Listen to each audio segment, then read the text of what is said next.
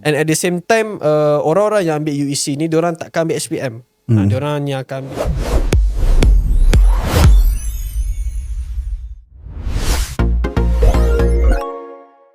Hai, Assalamualaikum everyone. Welcome back to Sentuh Rumput.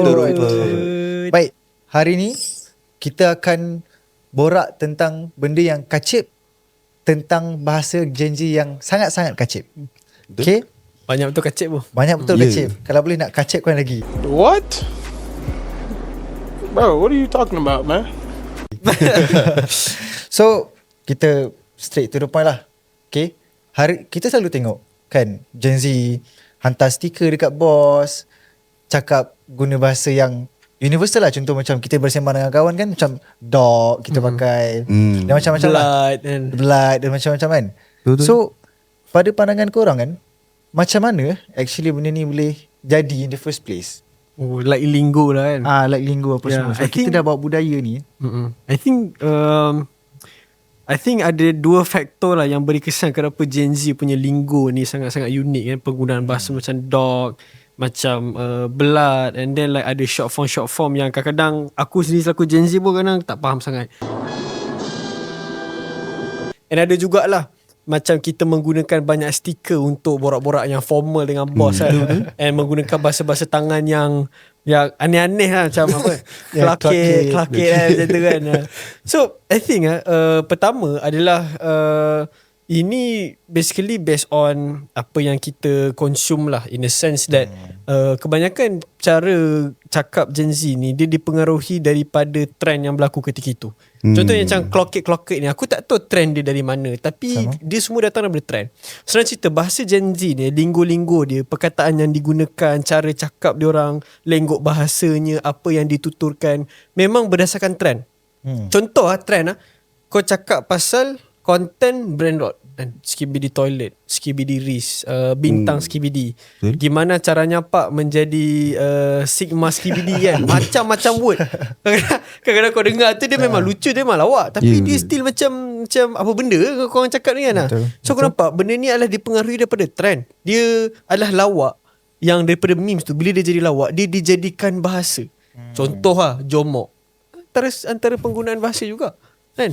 Banyak sebenarnya cara memes ni dia asalnya lawak, tapi dia dijadikan macam regular basis untuk percakapan kita, digunakan jadi perumpamaan, jadi contoh. Even dengan kawan pun kita guna bahasa yang sama. Contoh, kau macam mana dog macam tu kan.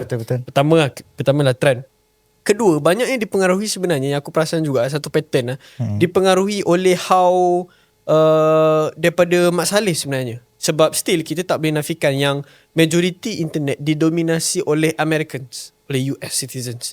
As long as dia English speaker, selagi mana dia tak clarify yang dia UK ataupun ada dan US, dia ada satu rules yang mana you kena assume yang dia adalah Americans. Sebab majority yang dominate the internet are Americans. I mean like internet yang bukan China lah. Kalau kita cakap just bubble Chinese dan sebagainya, ataupun bubble Latin Amerika, memang dorang lain lah. Tapi selagi mana kau consume content yang datang daripada English language, memang majority daripada Amerika. So banyak bahasa-bahasa ni juga kita pinjam sebenarnya daripada wording Amerika. Contohnya Reese, ataupun apa tu, Phantom text katakan kan. Dan benda-benda ni dijadikan regular bahasa. Benda kejadah Phantom text ni kita tak tahu. Kita tahu dari mana? Sebab streamer kat Amerika Syarikat guna bahasa yang sama.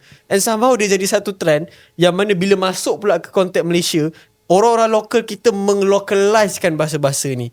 So jadilah contoh kalau korang tahu IG macam Selangorisma, Kelantanisma, semua ni set Cina meme, ada 2 akaun 3 akaun macam-macam. Ini semua adalah macam mana trend dan juga meme sebenarnya mempengaruhi cara Gen Z bercakap.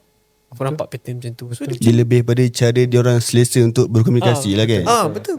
Tapi kadang kita pun macam kadang kita tengok kan, kadang bila dia guna perkataan tu terhadap member, mungkin kita akan ambil benda tu, ini okey untuk pada rakan kita saja. Tapi Gen Z ni yang kita tengok sekarang adalah umur dah mahasiswa, ada yang dah bekerja apa semua. Betul. Jadi dia punya banyak connection dengan bos, family. Jadi disebabkan mereka selalu menggunakan bahasa yang rojak ni, membuatkan kadang ada gap antara family dengan bos ni jauh. Betul. Betul. Yes, dia sangat jauh dan terlalu informal to the point yang itu orang selalu kata macam Gen Z ni macam main-main lah. And ataupun Gen Z ni macam sangat-sangat tak profesional lah. Tak ambil Contoh, serius. tak ambil serius kan. Sebab bila kau borak dengan bos kan, nak cakap saya tak datang lah bos, bahasa informal dah satu hal dah. Lepas tu kau pergi send stiker kan. Bos kita yang boomer, dia orang lagi lah macam budak ni kenapa sebenarnya kan. Even dalam penggunaan bahasa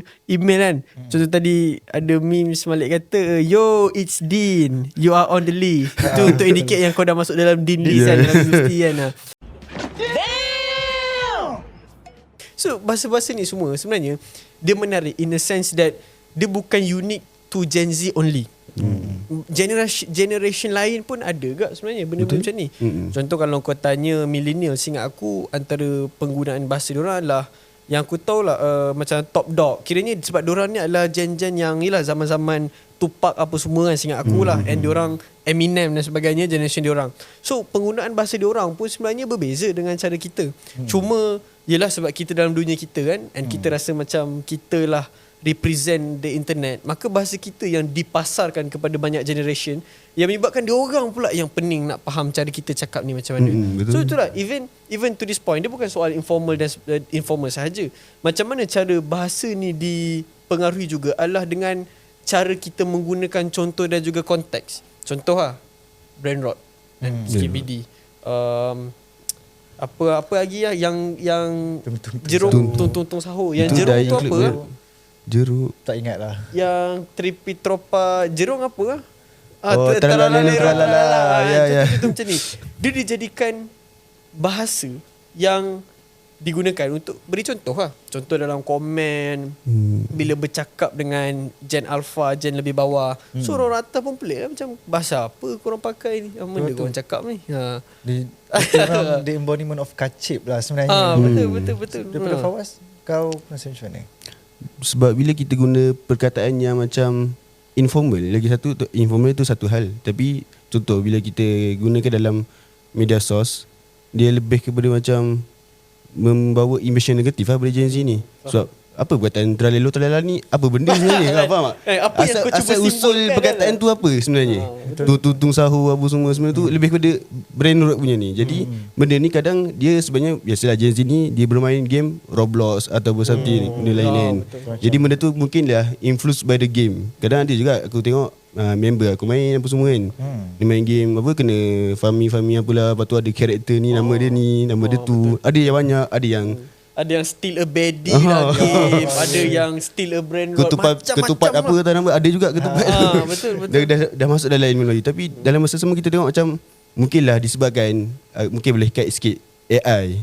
Kadang AI yang membuatkan student ataupun Gen Z ni lebih senang terpengaruh dengan benda tu. Sebab kadang dekat TikTok kita ada tengok short video yang rasanya mungkin ramai lah yang tengok. Short video AI, contoh macam pisang, ada pisang curang dengan oranye. Dari situlah kita tengok macam budak ni senang influence dengan short video tu. Betul. Sebab tu kita macam macam mana kita nak baiki balik bahasa untuk Gen Z ni. Betul. Dan sama benda tu like a very interesting point lah. Macam yelah sebab again kita consume content yang short, and kita tengok konten-konten yang macam tu yang sebenarnya even aku baru tengok semalam. Aku tengok ada cerita suami dia ni pair. So dia ada isteri apple. Tapi suami dia ni bodoh, dia pergi curang dengan oren. So end up gaduh. Akhirnya bini dia yang apple tu menang lah lawan isteri yang pair. And then suami dia yang pair tu mati mereput. So benda ni sebenarnya dia sangat kacip. Tapi aku sendiri yang tengah yelah kita tengah umur bayi-bayi macam ni kan. Bila aku tengok sampai habis. Episod banyak, berpuluh-puluh episod aku tengok sampai habis. Seronok kan? Seronok. Dia dah macam sebenarnya dia adalah sinetron. Tapi dia sinetron versi AI yang jadi macam kacip. And somehow kita macam dah mindset kita macam aku suka tok ni sebab dia macam menarik, kacip. And aku pun rasa macam aku tak tahu, aku rasa macam the fact that kita boleh hibur tengok benda macam tu. Kenapa Malik? Kau rasa kenapa kita boleh terhibur tengok benda-benda macam tu? Jadi boleh ke kata yang AI ni secara tak langsung dia macam slowly merosakkan sendiri minda Gen Z ni? Boleh jadi dia shape cara kita. Kadang kita nampak macam video tu video biasa je macam yang ni kahwin yang ni apa semua. Kadang kita boleh faham sendiri walaupun dia punya dialog Dialog merepek je. Betul. Tak betul pun dialog dia. Betul lah. Betul elok dia aneh je. Kacip kan. So aku rasa kenapa actually kita macam satu benda tu dah memang di luar nalar. Dah memang anomali dah sifat Betul. dia. Sangat Tapi anomali sebenarnya kita boleh resonate dengan benda tu Betul sebab kita punya tontonan kartun-kartun kita dulu pun sebenarnya kacip. Contoh macam pernah tengok tak cerita Pickles yang ni Pickles and Peanut? bukan Pickering Pickles and Peanut. Pickles and Peanut. Pickles and Peanut, Pickles ya. and Peanut, Kick Butowski, Lepas tu Regular Show betul juga kan. Semua kecil-kecil. Chowder apa lagi. Chowder. Kita dah memang banyak sangat lah. dah dididik dengan benda-benda yang brain rot sebenarnya.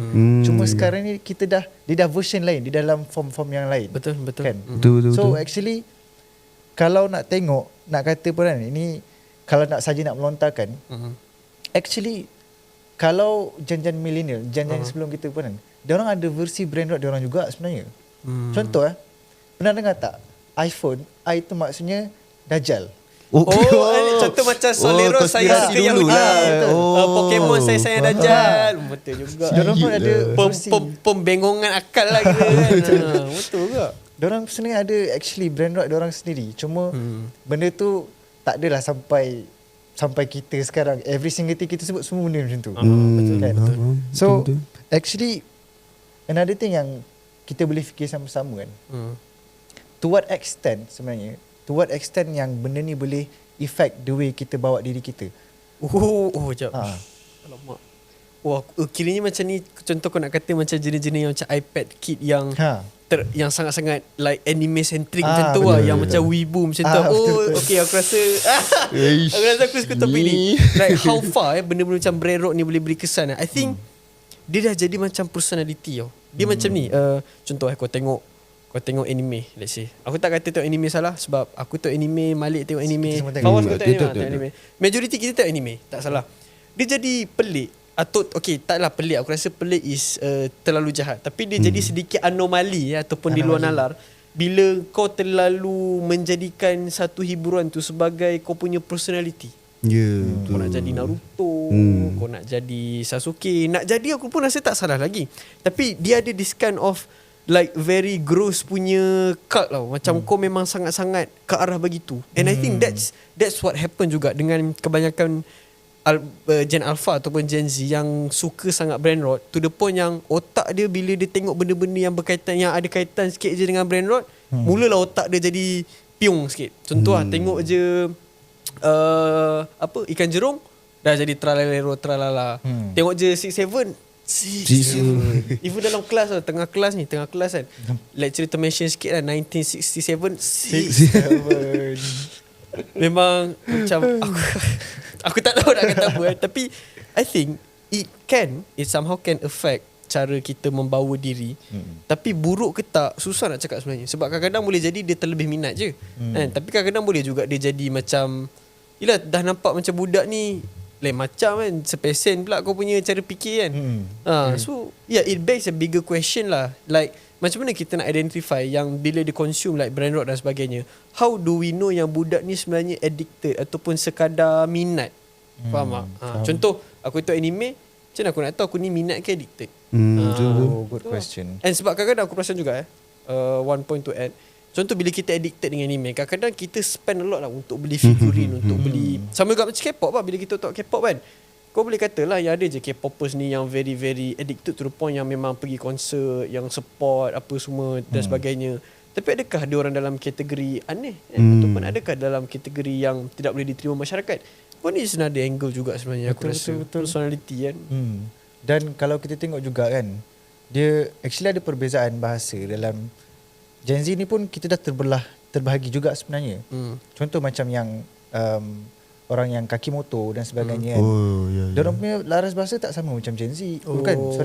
Tak sama bahasa macam yang kita dalam brain rot ni.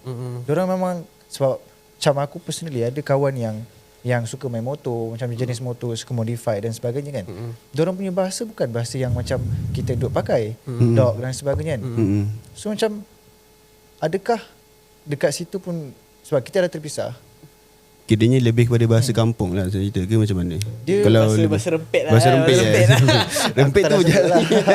Dan dia macam derogatory words lah. Betul. So macam kita punya that terpisah tu sebenarnya, adakah kita masih Gen Z atau dia macam necessary, ataupun kau rasa kita semua kena universal in terms of laras bahasa? Universal laras bahasa tu maksudnya macam mana? Mak rempit, yang mak motor pun diorang jenis yang yalah, boleh pakai juga bahasa-bahasa macam ni. Faham. Adakah perbezaan laras bahasa ni sebenarnya memisahkan kita atau actually a good thing sebab dia diversity? Faham. I think this is a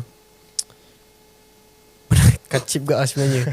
Sebab aku faham yang bahasa adalah medium perbualan, cara kita communicate. So dia akan affect cara kau memandang kesatuan lah. Contoh macam kalau kau guna bahasa yang berbeza, of course lah kau akan jadi orang-orang yang berbeza lah kan, dan sebagainya kan.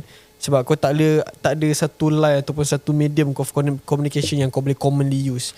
Tapi in the case of penggunaan lenggot dan juga linggo yang berbeza, I think dia memang berbeza mengikut personality ataupun kau punya what kind of hiburan lah yang kau consume.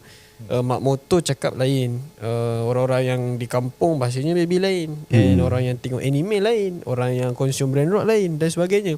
So instead of seeing this as perpisahan, betul the bubble is terpisah, tapi anggap perpisahan ni adalah sebagai a norm yang kalau kau minat sesuatu benda memang kau akan ada sedikit kelainan. Contoh macam kita semua ni pun adalah bubble sendiri, betul tak? Betul. Orang yang tengok podcast pun it's their own bubble kan. Betul. So to see bubble-bubble yang berbeza ni sebagai satu benda yang buruk, I think it's hard to say that way lah. Sebab kita semua dah terpisah kan. Kita contoh macam aku, banyak kawan Melayu je, kadang-kadang kawan India dengan Cina tak ramai. So itu pun dah bubble dah kan. So talking about language is a very interesting thing lah. Cuma satu benda kan yang aku maybe nak highlightkan juga lah. Maybe Fawaz dengan Malik kau boleh add kan. Kita perasan yang kebanyakan perubahan bahasa ni dia berubah sebab memes lah. Betul. And again memes aku tak rasa generasi lain faham memes ni apa. Betul. Even aku sendiri bila orang tua tanya memes ni apa, aku tak tahu nak explain sebenarnya. Sebab dia kind like a joke, macam dia short joke je. Dia macam kadang hantar stiker tu dah kira ni meme. Dan kadang-kadang joke dia tu tak masuk akal. Contoh yang aku tengok ya Allah, aku kadang-kadang contoh kau tengok brand rock kan, kau tengok tralalero tralala, apa yang lawaknya, faham tak? Kadang-kadang kita fikir dalam diri kita, kalau kita duduk kat tempat mak bapak kita, apa yang entertaining, apa yang lawak sangat? Kau tengok tralalero tralala ni, apa yang lawak sangat 6-7 ni, faham tak? Kadang-kadang dia adalah satu fenomena yang kita tak boleh nak explain pun kenapa memes ni lawak. And memes ni apa sebenarnya? Kita just cakap it's an internet joke. Tapi memes on its own dia dah very niche. Even memes pun dah ada yang mainstream memes, universal memes dah ada niche punya memes. Dia macam ada level untuk setiap memes tu sendiri. Dia macam iceberg tu kan. Atas tu so bawah tu dah memang macam like niche gila. And memes ni pula untuk yang menariknya, dia ada zaman dia tau. Dia ada memes yang post irony, dia ada memes irony, dia ada memes era LMG, dia ada memes era brand rock AI dan sebagainya. Setiap zaman bermula daripada kewujudan internet, dia ada memes yang berbeza-beza mengikut zaman. Betul. Bayangkan macam punyalah deep and terpisah conversation memes ni, to the point yang bila kau nak explain kepada orang-orang lain, generasi lain selain daripada generasi Z, millennials dan sebagainya, I don't think there's a way to put it. So given that situation yang mana memes ni sangat-sangat diverse and somehow dia lah memberi kesan kepada penggunaan bahasa kita, soalan yang aku nak lontarkan untuk kita bincangkan bersama, to what extent sebenarnya memes ni akan beri kesan sebenarnya kepada kita, Gen Z dan juga Gen seterusnya? Faham?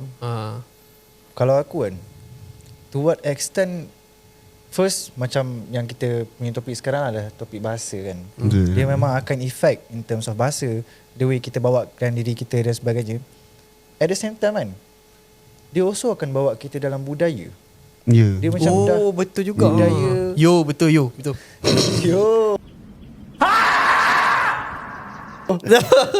Budaya moden kan. Dan orang-orang yang orang kata Gen millennials, dia boleh kata kita dah dimodernisasi dengan benda-benda yang macam ni.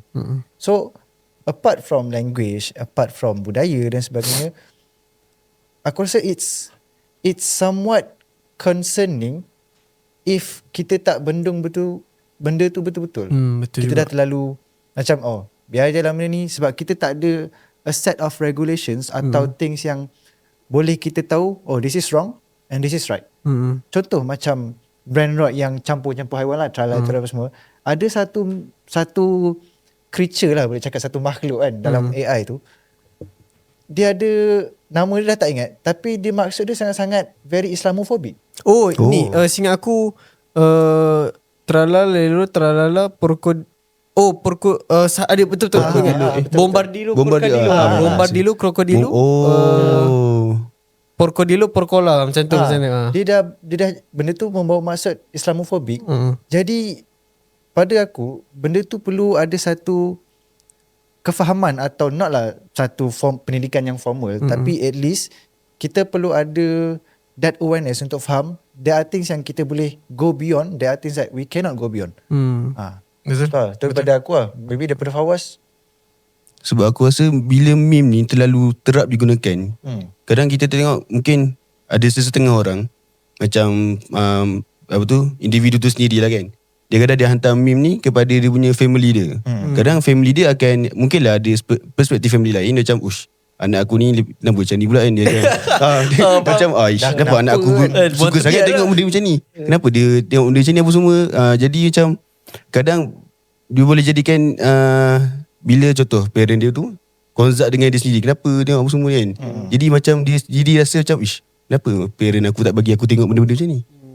Dia jadi macam concern macam makin lama hubungan untuk family tu sendiri akan hilang. Dia akan slowly macam dah tak borak sekali, dah sense of belonging lah. sense of belonging lah. Sebab cara kita faham lawak pun dah berbeza. Yelah, betul. Betul juga. Itu betul lah. Macam dulu yang aku selalu tengok, macam orang kata macam Facebook mom ni suka hantar joke Facebook yang sebenarnya like very corny joke kan dan sebagainya. And dia akan send kat kita pun macam apa yang lawak sangat benda ni. The same thing happen lah bila kita tunjuk memes kat diorang lah. Macam anak aku tengok apa ni kan. Dia jadi daripada kesan di society lebih pada kesan family tu sendiri. Pada awal tu. Institusi keluarga. Sebab benda ni kita kena baiki daripada kita punya family sendiri lah. Tapi tu memang addicting betul lah sebenarnya memes ni. Sangat-sangat addicting. Sangat-sangat addicting. Dan aku tak tahu what kind of appeal yang memes ada, to the point yang dia sangat-sangat lawak, tapi kita tak nak explain benda tu lawak kenapa. Betul. Memang contoh kalau kita bedah 6-7 kenapa lawak, susah nak explain kenapa lawak. Dia just video clip budak dekat main basket Main lah. basket. And then dia just aku tak lupa macam mana dia record kata 6-7. So daripada situ dia jadi lawak. Tapi apa yang lawak je kan. Itu Even it's just very hard to explain why. Tapi when people do it, dia macam lawaknya aku pun gelak sekali, faham tak? I think it create this kind of a herd mentality where kadang-kadang kita tak tahu kenapa, tapi sebab kacip kita just layan je lah. Orang gelak kan, kita gelak je lah. Maybe ada kaitan dengan FOMO maybe kan. Boleh jadi FOMO antaranya. So like aku rasa memes ni kacip dia sebenarnya to conclude kan. Kalau nak explain tu memang boleh cakap susah lah. Betul. Tapi kan kalau pasal katakan dalam family kan, kalau ada perbezaan kefahaman terhadap certain lawak kan, betul ke macam boleh jadi macam terpisah? Sebab contoh kalau kita cakap kan, kalau zaman-zaman dulu aku rasa lawak pun agak lain juga kan. Macam anak-anak muda zaman-zaman dulu pun gacur kan, apa semua kan. Gacur. So benda tu diorang ada certain kelainan, tapi adakah kelainan dalam keluarga itu menyebabkan perpecahan? Kalau atau macam benda tu sebenarnya actually menyatukan? Kalau atau aku punya, ada ketiga ke? Kalau aku rasa sebab mungkin jadi dekat family aku sendiri, yang aku punya family which is mak ayah aku adalah orang yang akademik lah. Jadi solid. Jadi bila kita nak bergurau, kadang bukanlah hantar meme pun, just bercakap pun, dia macam lebih kepada ada formality dalam kita punya conversation. Jadi macam tu boleh bergurau lebih. Macam contoh gurauan dia adalah sebab sebelum ni aku ada accident sekali sebelum ni. Waktu tu kakak aku yang bawa. Jadi kita biasa kalau gurau dengan member, kita akan cakap, kau tak bawa lah, nanti mula lah. Macam tu contoh. Contoh macam tu. Nak jadi ni je betul lah. kita nak buat soft joke je. Tetapi bila family kita dengar, dia ibarat macam apa ni tak baik cakap macam tu apa semua kan. Padahal kakak aku pun tahu dah tu soft joke, tapi Penerimaan family kita kadang membuatkan kita rasa macam Ish, lawak ni tak boleh buat, lawak ni tak boleh buat. Jadi kita diam. Kita macam apa-apa tak cerita lah. Kita diam sendiri dah. Betul. Faham. Betul, there's another angle of joke juga lah sebenarnya. Dan aku rasa maybe maksud kau adalah depends kepada keluarga lah. Ya, depends pada keluarga lah. Faham. Kau rasa macam mana Zaim? Adakah sebenarnya perbezaan lawak dalam keluarga ni dia menyebabkan perpecahan atau menyatukan atau depends? Aku rasa lah.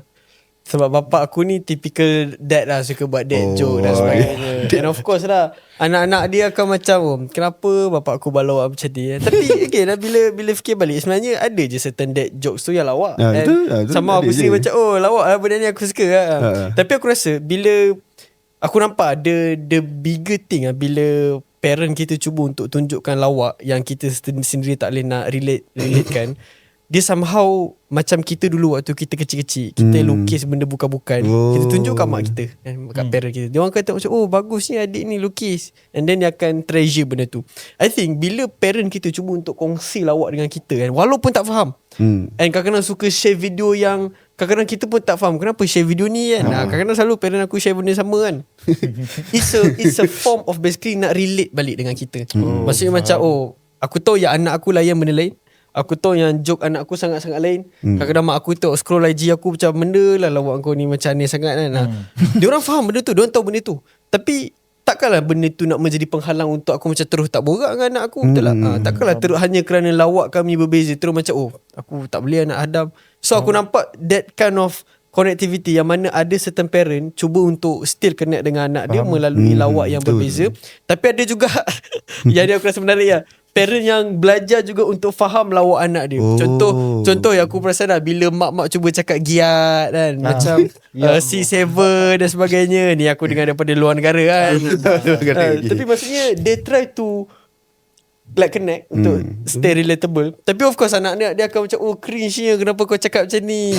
So it's a very, to me it might have effect kepada cara kita bergaul dengan family kan. But again lah, dia macam Fawaz cakap, dia bergantung pada cara family. Like how family tu nak buat lawak, nak tengok lawak dan sebagainya. Macam bapak aku, dia pernah buat satu lawak ni dah bertahun-tahun lepas lah. Tapi dia still brain rot. Cuma aku tak ingat lah, dah tak ingat apa benda. Dia buat tu, reaction aku time tu tengah turun bawah, dia dekat dapur. Tiba-tiba dia sebut benda tu. Aku cakap, mana abah belajar? Mana belajar ni kan? Mana abah belajar? Banyak scroll Facebook. Facebook pun dah ada. Facebook pun ada. Brain rot. Macam mana boleh masuk Facebook? Tapi tak as smart. Dia tak concentrated macam di TikTok dan di IG. And dia belum cukup maju lah kiranya. Tapi bapak aku pun ada IG juga. So maybe dekat raise dia ke tengok. Dia cakap apa tu? Aku tak ingat lah sebenarnya. Tapi benda tu memang tu tengah prominent pasal benda tu. Tapi aku tak ingat dah benda apa. Skibidi ke apa, bukan lah. Sebelum tu. Tapi aku dah tak ingat dah. Faham. Core memories lah benda tu. Menarik ke. Ya, dia boleh jadi core memories kan. So kalau dah katakan dalam sebab dalam Gen Z kan, dalam Gen Z anak-anak muda, mahasiswa belia ke sebagainya kan, aku cakap dalam konteks yang kita semua ada laras lawak atau laras bahasa yang sama kan. Betul. Ada tak possibility sebenarnya untuk kita masih kekal berpecah, biarpun kita punya bahasa, kita punya laras lawak sebagainya tu sama? I think like okay, how you define berpecah? Pada kau rasa macam mana kau nak define berpecah? I would say masalah personality lah. Masalah personality in a sense yang dia macam tak setuju ke kan, atau macam tak suka perangai, lepas tu bermusuh, berburuk-burukkan certain group dan group sana dah. Faham. Kiranya like even though dia berkongsi bahasa yang sama, probability dia untuk bertembung sebab ada personality yang berbeza tu still boleh berlaku macam tu. Faham. I think common lah, sebab ya isu personality kan, isu personal kan. Contoh aku tak suka Fawaz punya cara gosok gigi kan. Kita bila dah tak suka orang kan, dia minum ke, dia gosok gigi ke, dia sapa salam ke, memang tak suka. Kau gosok gigi apa setiap? Terbalik. Tapi pokoknya I think yelah, walaupun bahasa tetap sama, memang pergaduhan tu akan biasa. And I think like menarik juga sebenarnya. Aku rasa, aku tak tahu lah, another angle juga yang maybe kita boleh tanya kan, cara Gen Z ni bergaduh sama tak dengan generasi lain? Kan? Sebab sekarang internet ada memes, and maybe like Aku tak tahu, kadang-kadang aku fikir macam berbeza ke cara kita gaduh dengan generasi sebelum-sebelum ni. Kan? Ke sama je actually? Aku rasa macam aku kena fikir dulu. Kau rasa macam mana, Bas? Sebenarnya Gen Z bergaduh ni, dia kadang kita tak nampak macam benda tu gaduh tau. Dia kepada macam dia cakap macam ni je, tapi kita boleh macam nampak ni dah on the way nak gaduh apa semua kan. Jadi kadang kita tak boleh nak beza ke bila sebab Gen Z kan guna bahasa yang kadang kita ingat ni buat lawak je, tiba-tiba dah bertumbuk macam tu.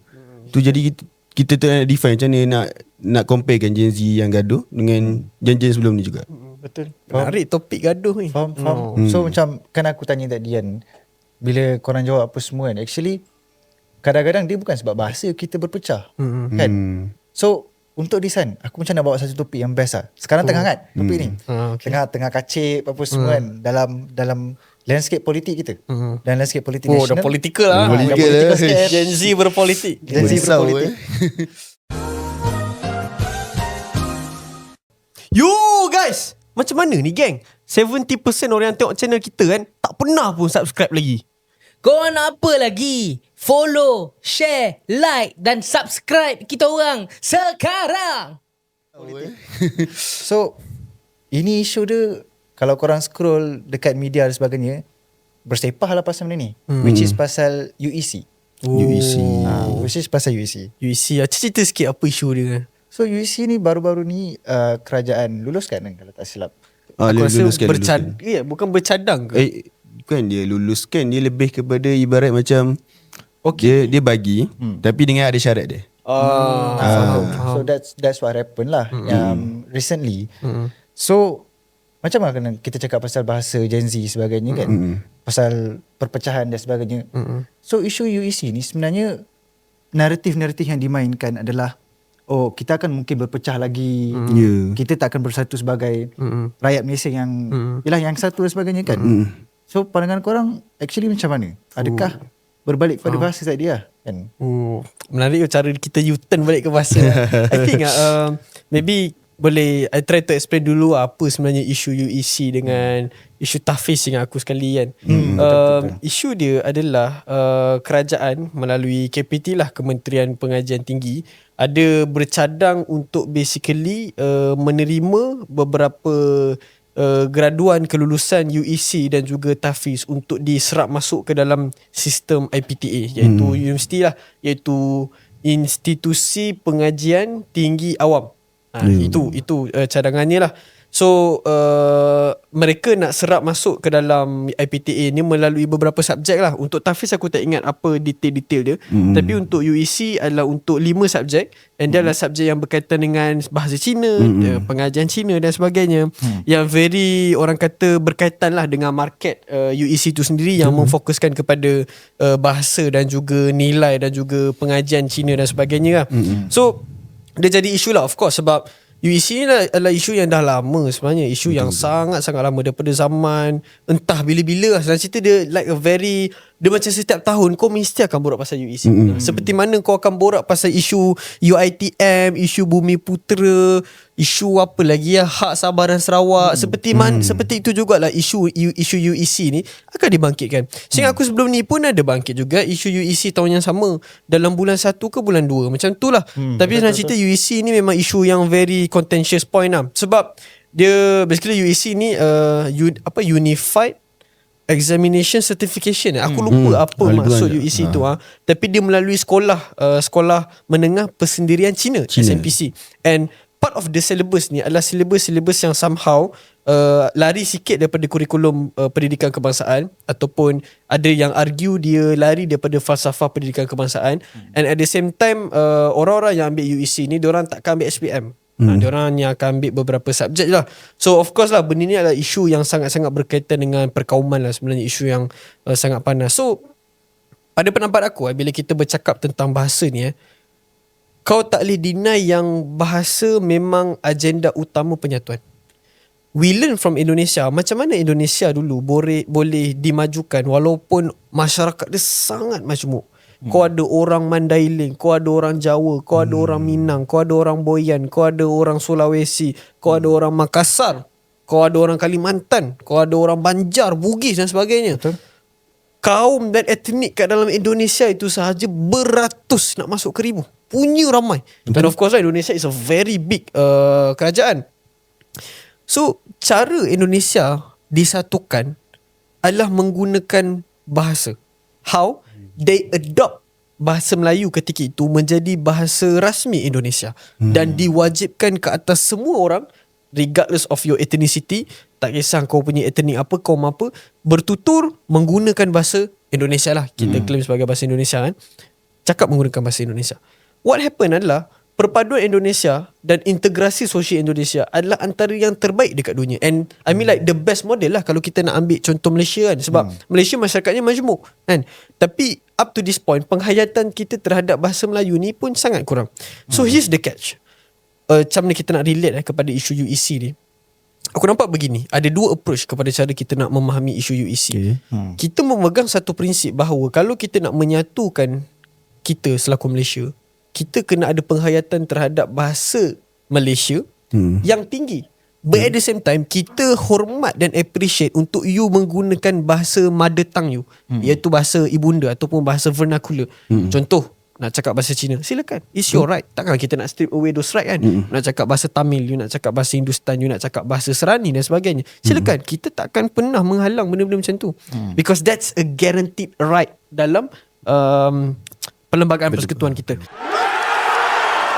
So kita kena faham UEC ni kenapa dia dikritik. Sebab ada elemen-elemen UEC ini yang tidak mengetengahkan penggunaan bahasa Melayu. Cakap bahasa Cina, silibusnya menggunakan bahasa-bahasa itu dan sebagainya. So inilah yang menyebabkan kenapa orang sangat-sangat marah dengan UEC. Pertama. Kedua, aku nampak bila kita bercakap pasal dasar ni sebenarnya, kenapa UEC ni kita risau? Sebab dia akan memisahkan masyarakat kita. Dia akan create separate bubble. Melawan arus rasional tu sendirilah. Betul. Kiranya kita akan ada satu entiti yang mana kita ada masyarakat yang berpendidikan Malaysia, tapi ada juga masyarakat yang berpendidikan asing. Okay. Aku nampak begini ya. Mazhab aku tentang cara kita nak approach isu UEC ni sangat mudah sebenarnya. Isu tentang UEC ni adalah dia adalah bubble yang terasing. Masyarakat yang terpisah. Macam mana kau nak katakan ada kelompok A, kelompok B. Macam mana kau nak satukan kelompok A dan kelompok B? Kau rasa macam mana? Nak satukan kelompok A dan kelompok B. Selain menggunakan bahasa. Budaya, okay. Makanan sebagainya. Nilai lah basically. Nilai ya. Values.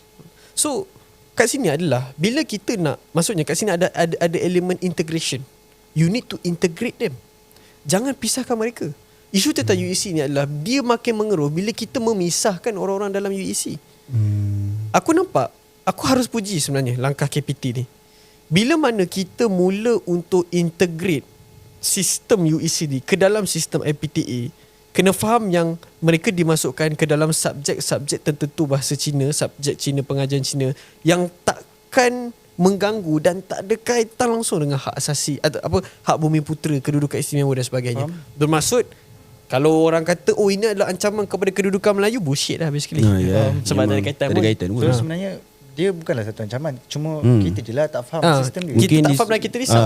Disebabkan UEC ni dah terpaut dengan politik. Betul. Disebabkan itulah ada persepsinya. Dipolitikkan, politisize. Betul. Sepatutnya benda ni tiada pun untuk politik. Betul. So ini pasal akademik. Dan akademik di Malaysia, kita ada banyak pelbagai jenis. Betul. Kita ada MRSM, ada Tafiz, ada sekolah kebahasaan, ada sekolah vernacular dan lain-lain lah. Jadi apa salahnya untuk UAC ni masuk sebagai untuk bantu orang Cina ni, memang dia nak belajar untuk subjek Cina sahaja. Dan kita kena faham juga yang kenapa kat sini part integration adalah apabila kita masukkan mereka ke dalam sistem IPTA kita, dia kena ikut sistem kita, betul tak? Dia kena ikut sistem kurikulum kita. Dan macam tadi yang Fawaz kata, sebab UEC ni dia adalah entiti terpisah yang mana dia tak amalkan subjek kurikulum kita. So bila kita integrate mereka ke dalam IPTA, kita akan wajibkan, dan macam tadi Fawaz kata, dia ada certain ni lah, ada certain kelayakan yang diorang kena capai. And antaranya adalah kat sini kita boleh mewajibkan mereka yang belajar UEC ni untuk belajar bahasa Melayu dan juga belajar sejarah. Cukup dah. Sebab you kena faham macam ni. Orang-orang yang masuk dalam UEC, mereka adalah orang yang memang fed up dengan Malaysia. Sebab apa guna aku belajar and bekerja kat Malaysia ni kalau aku end up tak dapat tempat pun. Faham tak? Maksudnya dia it begs a bigger question tentang kedudukan perkauman dan keharmonian sosial masyarakat kita sebenarnya. So bila kita mewajibkan mereka untuk belajar bahasa Melayu dan juga belajar sejarah, that's the point of integration. Diorang dipaksa untuk belajar, diorang akan memahami bahasa Melayu, belajar bahasa Melayu, dah masuk sejarah. So bila you integrate mereka ke dalam sistem kita secara tak langsung, dia akan bolster dua benda. Pertama, kita berjaya untuk tingkatkan penghayatan bahasa Melayu dan juga sejarah. Kedua, paling penting adalah kau create the sense of belonging yang they are still part of Malaysia. Itu je sebenarnya isu tentang kaum lain. Ini speaking from a point of kita selaku Melayu lah. Kita tak nak berpihak pada siapa lah sekarang ni. Yes, kita marah China dan India tak nak support Malaysia. Tapi at one point kita kena faham juga yang kita tak memberikan apa-apa peluang pun kepada mereka untuk succeed. Dalam banyak aspek, pendidikan, kerjaya dan sebagainya. So kau jangan pelik kenapa orang India dan juga orang Cina end up pergi belajar luar negara, pergi kerja luar negara. Sebab apa guna aku stay kat Malaysia kalau aku tak dapat apa-apa? Faham tak? That's the point. Maksudnya kita kena berfahaman bahawa kita kena integrate them dengan cara give them incentive untuk stay with us. Create that sense of belonging. Betul. Dengan cakap yang you matter to us, so be part of our system supaya diorang tak terpisah.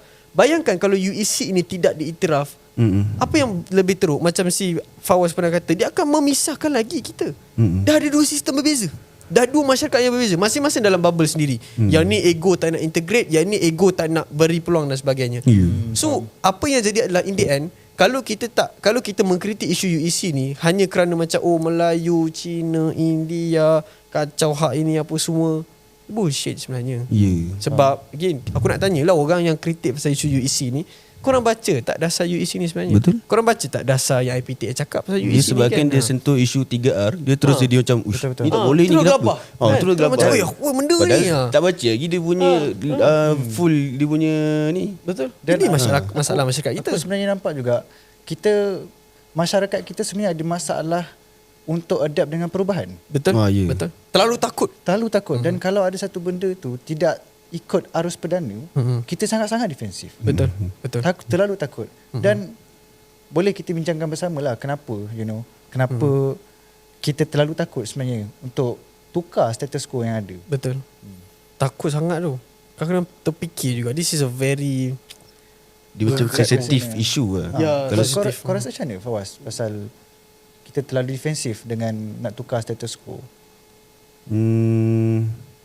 Dia bukanlah aku menyoalkan kenapa kita takut, tapi aku macam pelik kenapa orang tak boleh terima. Padahal yang UEC ni dah rasa lebih 1000 universiti swasta dah pakai, dan ada juga negara-negara yang dah bukan merasmikan, mengiktiraf UEC ni sebagai CJ untuk dipakai kat negara diorang. Jadi kenapa kita perlu takut untuk iktirafkan, sedangkan negara luar yang lagilah maju daripada kita sendiri, ada ideologi diorang sendiri apa semua. Jadi kenapa dia boleh iktiraf tapi kita macam kenapa tu?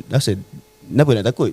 Takut disebabkan apa? Apakah yang membuatkan kita ni macam tak nak bagi Cina ada UEC apa semua, padahal UEC ni hanyalah exam. Betul. Exam yang tak menentukan apa-apa pun. Dia nak continue just masuk IPTA, belajar macam biasa. Itu pun dah ditutup dengan spesifik course yang dia kena ambil. Betul. Itu saja. Jadi apa yang membuatkan orang Melayu ni terlalu takut? Setuju. Dia jadi ketakutan yang tak rasional lah basically. Betul, irrational. Takut kenapa? Tak tahu. Kalau sebab aku yakin kalau kita tanya, kita bedah otak seorang orang yang takut ni, if you truly ask them and minta dia orang untuk reason, aku yakin they don't have any reason. Ya, betul. Faham? Ya. Aku yakin, aku boleh bet ada yang beberapa lah akan bangkitkan beberapa points. Tapi so far sebab semalam aku ada buat ulas lah pasal isu ni, aku ada buat status dan sebagainya. Ada orang cuba untuk mempertikai lah. But then pertikaian yang banyak dibangkitkan adalah pertikaian yang sebenarnya tidak menjawab langsung kepada isu dasar UEC ni sebenarnya. Dia lebih kepada aku jawab A, kau jawab B, aku jawab C, kau jawab D. Dia tidak menjawab apa yang kita tanya pada dia. Betul. Spin lah, Dia- spin. Spin Spin lah lah. basically. So ini yang pelik lah. But again lah, aku rasa the bigger picture of this situation adalah jangan anggap bila kita cakap begini kita menyokong mana-mana parti. Maksudnya adakah kita menyokong DAP? Of course tak. Adakah kita menyokong Menteri Pendidikan Tinggi? Tidaklah. Adakah kita menyokong Perdana Menteri? Tidak juga sebegitu. Kita cuba untuk neutral bila berikan pandangan. Apa yang harus ambil pengajaran daripada pendapat aku ini adalah kita kena faham bahawa selama mana kita bergaduh ni sebenarnya dia merancatkan pembangunan kita. Cuba compare diri kita dengan Indonesia. They use diversity diorang tu, masyarakat yang pelbagai tu untuk maju dan makmur. Jadi negara yang very trillion lah orang kata, like very maju and all lah. Orang boleh kata diorang ada kemiskinan ini dan sebagainya, but yeah, I mean like that's a very another kind of debate lah. Tapi the point is adalah kita kena anggap bila kita ada diversity ni sebenarnya kekuatan. Sebab kita ada market yang besar yang kita boleh pander. Dan dalam keadaan dunia sekarang ini banyak pergi ke pro China, market China. Kenapa kita nak sangat-sangat defensif dengan bahasa Cina? Betul. Dan pendidikan Cina.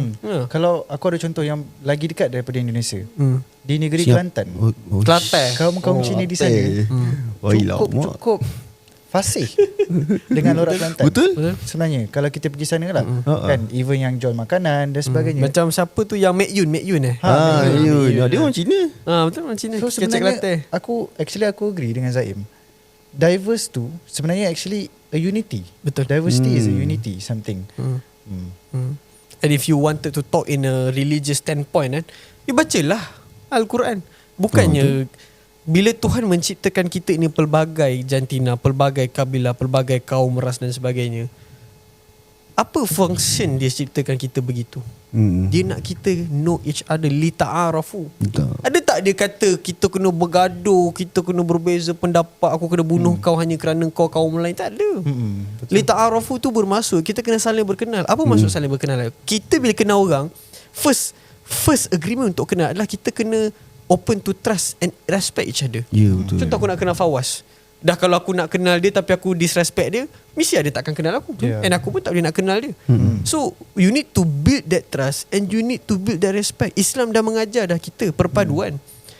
Tapi aku pelik kenapa kita sangat-sangat takut nak menerima perpaduan ni sebenarnya. Tapi kan meletakkan diri, kalau aku cuba meletakkan diri aku dalam kasut orang yang tak suka UEC kan, Bubble anti-UEC. Bubble lah. anti-UEC. dia kan. So dia orang punya argument macam mana kita nak bersatu kalau sistem kita tidak sama. Ya, betul. That's a good point. Betul. Aku agak setuju benda tu. Sebab tu we need to integrate them. Paksa mereka untuk follow aturan kita melalui masukkan mereka dalam sistem-sistem kita. Contoh macam ni Paksa Taklah, okay, betul. Aku rasa Pak Bahayu pula paksa kan. Kan geng-geng Dongjong tembak aku pula. Menggalakkan. Contoh macam ni okay lah. Engkau nak orang untuk ikut engkau. Okay, kau tak boleh nak paksa. Betul. Tanpa berikan apa-apa reward. Sebab you tak create incentive. Incentive ni maksudnya macam, kenapa kau kerja keras? Sebab kau dijanjikan akan dapat gaji yang banyak. Kau dijanji akan naik pangkat kan. So benda tu memberikan insentif untuk kau sentiasa bekerja keras dan kau kena ikut apa yang bos kau nak. The same thing sebenarnya if we apply the concept. Kau nak orang ikut bahasa kita, bahasa kebangsaan, kau kena create insentif untuk diorang rasa yang penting aku belajar bahasa kebangsaan. Caranya macam mana? Accept diorang masuk ke dalam sistem IPTA kita. So diorang akan dipaksa untuk, okay, aku nak lulus exam aku nak jadi guru subjek Cina, apa aku kena buat? Aku kena belajar bahasa Melayu, aku kena lulus. Aku kena belajar sejarah, aku kena lulus. Secara tak langsung diorang akan tahu bahasa Melayu. Akan mula untuk try converse bahasa Melayu. Diorang akan belajar sejarah, menghayati, oh sejarah ni rupanya kita ada perkauman, kita ada 13 Mei, kita ada rukun negara, kita ada perlembagaan dan sebagainya. Nampak tak contoh ni yang bila kita tunjukkan, bila kita create that incentive and reward based punya perubahan, they will follow. And aku yakin they will try to rationally follow. Unless if ada sebab lain. Betul. Faham? And aku rasa kan, mungkin kadang kita punya rakyat sendiri miscom dengan maksud unity dan uniformity. Ya betul. That's a very good point. Itu dua point yang berbeza. Sekarang ni unity, kita campurkan semua. Tak kisahlah background apa kaum ke dia punya apa semua kan, yang berbeza kita satukan dia dalam satu ni. Bukannya uniformity, which is kita menyeragamkan. Tak kisahlah kau kaum ni, kau kena ikut benda ni. Betul. That's a very itulah good yang point. membuatkan macam kenapa kita nak ke arah uniformity sekarang ni? Betul. Kita ni nak ke arah unity yang memang ikut kita punya perlembagaan, di mana Malaysia ni adalah negara yang berpaduan. Jadi kenapa why we have to block the UEC? Betul. Salah tu kalau kita fikir yang perpaduan sama dengan keseragaman. Maksudnya iaitu semua kena follow benda sama. Salah. Betul. Dia ada certain aspek yang kita akan ikut bersama, tapi kita still raikan perbezaan. Contoh macam tadi lah, bahasa kebangsaan, itu you kena ikut lah. Yang tu kena tapi ikut. you boleh juga amalkan bahasa you sendiri, kurikulum you sendiri dan sebagainya. I mean like there's a huge way of how you wanted to approach unity. But the point is adalah once you try to enforce uniformity dalam sistem kita, perpaduan tu memang takkan tercapai. Apa kau ingat India dengan China nak ikut cara Melayu macam tu? Salah. Instead of this is very political lah. Instead of trying to see this in a very race based, see in a perlembagaan based, in a rukun negara based, in a sense that we are creating a Malaysian way, not a Malay way. Walaupun ini adalah tanah kita, aku tak pernah ribat benda tu, aku agree. Tapi we are living together. Dan again, inilah rumah kita bersama. Ini adalah keluarga kita bersama. Try to learn to adapt and learn each other. Pecahkan bubble kebodohan ni, barulah kita talk about jadi negara yang maju. Betul. Dan actually kan, untuk this part, this UEC kan, aku perasan ada satu bentuk double standard. UEC tak boleh, Tafiz boleh. So kenapa ada wujudnya double standard sebenarnya? Mungkin aku nak tahu pandangan Fawaz juga macam mana tentang Tafiz dan sebagainya kan. Okay, Tafiz ni ada orang cakap, dia comparekan UEC dengan Tafiz. Tafiz boleh apa semua. Tafiz ni kalau kita kira kan, ada Tafiz yang dia ajar sedikit, yang separuh dia ada versi akademik, which is belajar bahasa Melayu, belajar bahasa Inggeris, sains, matematik yang basic, sejarah pun ada. Tapi ada juga Tafiz yang memang dia fully orang cakap ilmiah. Lebih pada belajar tajwid, tauhid, fiqh, akhlak apa semua. Jadi Tafiz ni pun macam aku punya pengalaman sendiri. Aku bahasa ada Tafiz. Jadi Tafiz aku, dia punya konsepnya adalah masuk daripada form 1 dan package dia adalah 3 tahun, di mana di situ kau nak menghafal, kau belajar agama, ada juga sedikit akademik. Jadi nak cakapnya belajar Tafiz ni pun dah ada pencerahan tentang subjek akademik. Jadi bila dah keluar Tafiz, apa nak jadi kan, kau hafal-hafal apa yang boleh buat kat luar, tak ada kerja apa semua kan. Jadi tak betul kan. Tapi secara betulnya atau secara realitinya adalah Tafiz ni bila dia keluar, dia akan masuk balik sekolah menengah. Dia nak ambil SPM juga untuk masuk FPTA. Jadi sebab tu balik persoalan semula, kenapa nak compare UEC dengan Tafiz, yang di mana mungkinlah ada yang Tafiz kita boleh cakap yang umur 20 lebih baru nak ambil ni, tak salah pun, sebab dia kena turun balik. Dia which is kena ambil juga daripada form 4 dan ikut dia punya alur dia form 5 dan SPM. Dia tak ada macam Tafiz ni dapat CJ, Hafiz, syahadah pun semua boleh masuk PTA, tak ada. Mungkin ada lah untuk universiti yang berkhususkan benda tu. Tapi untuk IPTA tak ada. Dia still kena lalu SPM. Jadi dia sepatutnya tidak boleh compare antara UEC dengan Tafiz, sebab mungkinlah yang compare tu pun malas cakap. Ada certain word mungkin dia tak menggunakan otak dia dengan penuh ya. Macam tu lah kot.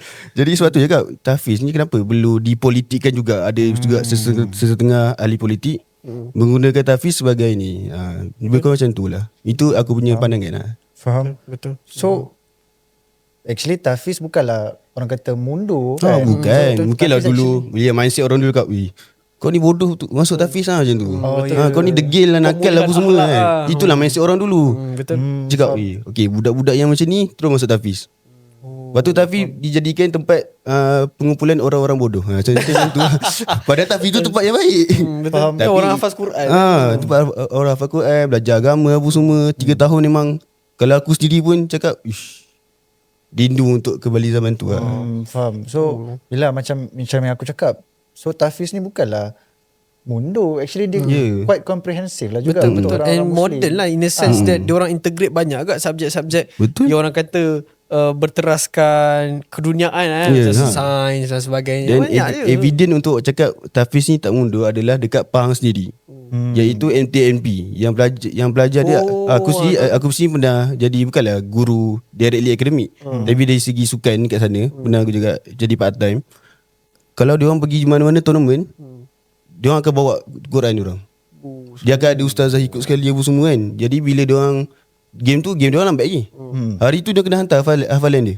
Padahal 5 muka, dia tarik daripada satu. Jadi faham tak? Diorang punya kadang lepas tu NTMP pun kita tahu result dia hari tu atau SPM masih lagi mengekalkan, tak silap 0. berapa dia punya GPM PPS apa semua. Yang dia punya tu masih lagi mengekalkan rekod yang tinggi lah untuk negeri Pahang saja dan Malaysia juga. Betul. MTNP solid lah, aku boleh kata, sebab ya kau cakap yang tournament sukan apa semua kan. MTNP yang antara yang aku ingat dulu, antara aku takut juga sebab dalam debat dia agak power MTNP ni kan. So dia bukan lekeh lah senang cerita. Faham. Dia ada facility and ada kekuatan untuk portray yang kami bukan fokus pada akhirat semata-mata. Kami nak berdebat, nak bersukan pun power juga. Macam tu kan basically kan. Comprehensive, dia holistic Holistic. betul. Ya, betul. So Gen Z kan, kita berbalik pada topik Gen Z kan. Sebenarnya pada pandangan kita semua, kita boleh bincang sama-sama. Pada Gen Z, benda ni, is it such a huge issue? Atau sebenarnya pada kita, it's one of our ways untuk kita belajar bersama-sama dengan orang lain? Oh, menarik. Aku Puisi sentiasa dan berpegangan tafis. bahawa isu-isu politik sebegini dia penting. Tak nafikanlah dia penting. Tapi ini adalah contoh politik tradisional ataupun cara lama yang menyebabkan Gen Z muak sebenarnya. Gen Z Kau muak. sampai bila kau nak bicker about the same issue? Kadang Gen Z dah boleh tahu dah, oh yang ni asyik putar-putar benda ni juga isu dia. Betul. Jadi kadang bila kita nak ada the newcomer untuk bawa new idea. Betul. Sampai bila kau nak gaduh pasal isu EUEC ni? Yang kerjanya asyik bila nak cakap something je gaduh. Nak bawa dasar je gaduh. Kadang-kadang kau kena fikir anak-anak muda ni kenapa dia don't give a shit about politik, ataupun kenapa kita rasa macam DGAF lah, don't give a F kan dengan politik. Sebab balik-balik kau gaduh benda yang sama. Dah lah sia-sia. Kan? Kau gaduh negara tetap tak membangun. Kau tak boleh nak serap graduan, kau tak boleh nak take manpower, kau tak boleh nak membangunkan sektor pendidikan kau. So apa yang jadi adalah kita selaku Gen Z, kita terpaksa inherit satu isu tradisional ataupun negara yang berfikiran cara lama hanya kerana orang-orang tua atasan politik tu asyik gaduh je pasal benda macam ni. Isu UEC ni aku rasa sejak daripada Merdeka lagi lah sebenarnya. So seingat aku lah, and dia antara isu contentious point yang besar lah. Even dulu waktu BN bila MCA dengan BN dengan UMNO pun gaduh benda sama juga tentang UEC. And it's not an issue yang purely DAP semata-mata. You tanyalah mana-mana Chinese community, the MCA, the gerakan, Dongjong dan sebagainya. It is still a huge issue to them. So apa yang kita Gen Z kena persoalkan adalah, pertama, kenapa dia orang ni still nak bergaduh pasal politik cara lama. Kedua, kenapa kita tak boleh nak ubah cara fikir lama ni? Ubah daripada politik lama pergi kepada politik baru. Politik yang berasaskan fakta, yang berasaskan pembangunan. Kita boleh ambil contoh ni, contoh YB Syed Saddiq boleh. Sebagai untuk politik baru. Boleh ke kita ambil contohnya tu? Maybe boleh. Fresh, Ataupun kita fresh. banyak lagi nama lah. Ustaz Saddiq, maybe like Zohra Mamdani kan. Oh, Zohra. Politik dan luar. sebagainya. Dan sebagainya.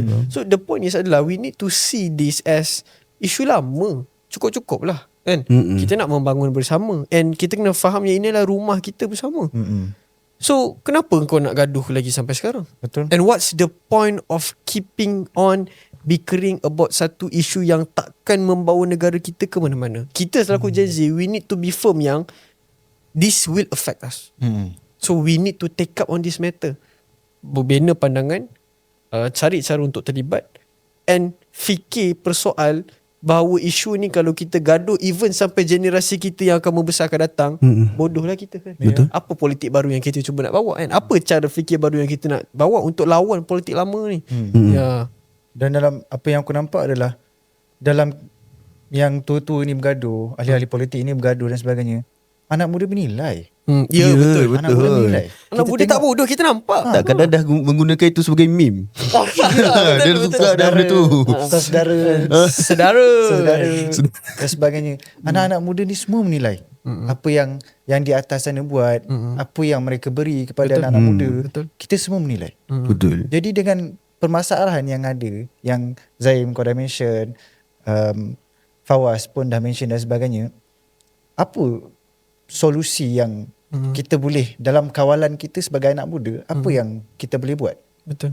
Mungkin aku rasa antara solusinya untuk sebagai Gen Z adalah lebih kepada just perlu ambil tahu pasal politik. Itu saja. Tak perlu pun nak ambil kos law ke, nak kena ambil kos poli ke, tak ada.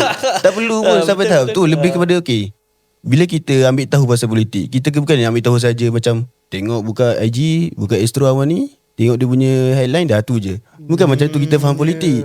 Kita faham politik dengan cara kita perlu membaca sekali. Kita perlu cari research diri apa semua. Dan kita perlu faham. Kadang kalau kita contoh kita baca seorang, kita tak faham. Kita ajaklah kawan-kawan kita apa semua. Sebabnya politik ni bukanlah benda yang perlu ambil ringan untuk masa sekarang, untuk Gen Z sekarang ni. Sebenarnya pada masa depan kita yang akan memimpin, kita akan yang mengetuai balik untuk membawa negara ni lebih kepada maju apa semua. Faham. Kalau pada aku kita kalau boleh kita kena ada satu silibus more pendidikan lah, dia macam politik, literasi politik. Kita kena ada exposure kepada anak-anak muda dan sebagainya. Setuju. Kau rasa macam mana, Zim? Aku rasa benda sama lah. Again, macam apa yang Fawaz cakap tadi, memang that's the real deal lah basically. Kita kena belajar, kita kena ambil pendapat. And aku suka point yang tadi diutarakan adalah bila kita dah baca dan kita dah cuba memahami politik tu, jangan berguru sorang. Sebab istilah dia, kalau contoh yang aku ingat, kalau kita belajar kitab, kalau belajar sorang, gurunya adalah Tuhan. Jadi sesat. Bukan, gurunya adalah setan. Dia akan jadi sesat. Sama juga macam bila kita menilai politik. Bila kita menilai politik, kita kena faham bahawa politik ni adalah isu masyarakat. So bila you wanted to nilai isu masyarakat, you tak boleh duduk dalam your own bubble ataupun cara fikir sendiri. Betul. Sebab dia sesat. Contoh kau asyik fikir tentang apa yang kau dapat je, ataupun kau fikir tentang pendapat kau saja. Salah cara fikir begitu.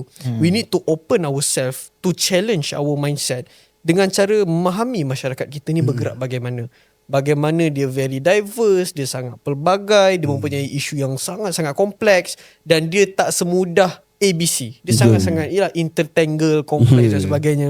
That's another angle of how we wanted to see politics lah. So again, literasi politik, exposure to it really important. And kena faham juga bahawa in the end, aku rasa pesanan ini bukan hanya untuk anak muda je lah. Sebab aku yakin isu terbesar dia bukan anak muda yang tak ambil kisah pasal politik. Dia adalah anak muda tak ambil kisah pasal politik. They don't give a F. Sebab tengoklah politik kita yang lain macam mana kan. Parti-parti politik yang ada, pilihan-pilihan yang ada, dia menyebabkan kita rasa macam sia-sia sebenarnya. Betul. Apa yang Malaysia nak capai, apa yang kita nak buat, kita ni nak ke mana sebenarnya kan, sebagai sebuah negara. So teguran juga kepada parti-parti politik adalah sedar yang seperti mana kau kata, adalah anak-anak muda menilai. We see you. Kita nampak. We see you. Kita nampak apa yang berlaku. So you need to improve yourself. You need to improve your party lah. Dah macam aku ni siapa pula kan. And you need to understand that anak muda ralat dengan politik semasa semua kerana permainan politik itu juga. So that's the thing yang kita kena fikirkan bersama. Maybe last point kita boleh tengok balik, sebab kalau tengok point Zaim lebih pada banyak parti dan masyarakat sendiri. Jadi sebab kita tahu kita ada undi 18 kan. Ya betul. Which is aku rasa untuk pihak sekolah, dia dah boleh slowly buat macam sebelum ni kita akan buat talk pasal motivasi, pasal apa-apa, SPM semua kan. Jadi why not kita include sekali untuk exposure politik. Dia tak perlu berat pun, just tahu apa itu politik. Kita ada parti apa kat sini. Kadang betul. Kita punya pelajar pun kadang ni benda ni tahu Islam PAS, Melayu UMNO macam tu. Tahu benda tu je. Jadi Very apa basic kata way of seeing apa politics kata untuk pihak sekolah buat inisiatif baru. Buatlah satu, mungkinlah setahun tu 2 kali, untuk supaya kita punya pelajar ni kenal dengan lebih awal apa itu politik. Setuju. Betul, literasi politik, exposure. Dan aku rasa benda ni adalah satu, walaupun kita mula dengan benda yang kecil, kita still habis dengan kecil lah. Walaupun perkara ni adalah satu perkara yang penting, bukan saja di umur-umur yang dah berumur, tapi penting juga sebenarnya untuk anak-anak muda. Tu kacip tu. Dia daripada 0 ke 100 tu sangat cepat tu. Kalau ikutkan ni boleh pergi lagi ni. Boleh kacip lagi dia. No, God, please, no! Masa pun mencemburui kita, dan yalah, kita akan jumpa di next episode lah. InsyaAllah. Okay, jangan lupa keep on subscribe. Kita akan kacip lagi banyak pada episod-episod akan datang. Ni baru sikit ni. Kita ada banyak lagi kita nak bedah tentang isu Gen Z, masyarakat dan sebagainya. Dan kacip. yang paling penting, jangan lupa Allah bersama Gen Z. Allah bersama Gen Z. Baik, kita jumpa di next episode. Assalamualaikum warahmatullahi wabarakatuh.